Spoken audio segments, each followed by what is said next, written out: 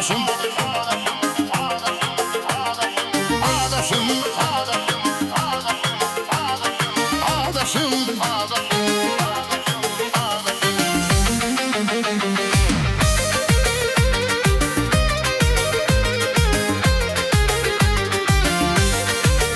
Sabirabadlı Şahlar.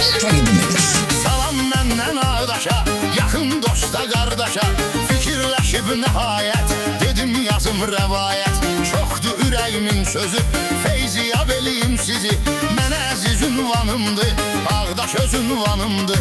Tarixi başdan başa, həkk olunub yaddaşa. Yaşıb əmşə ürəkdə, vətənə arxa dirəkdə. Yad et ötən çağları, olub mərd qoçaqları. Qeyd edər bunu İslam, şirin gözəl xoş kəlam. Yazmışam Ağdaşımıza, taçdı bizim başımıza. Ən sevimli diyarla, gürurla, iftixarla. Danışdı qər məkanda, hər dövrdə zamanda. Xatirimizdə daim, unutmaz səni heç kim. Bu yerdən bir insanı, ürəyi təmiz oğlanı.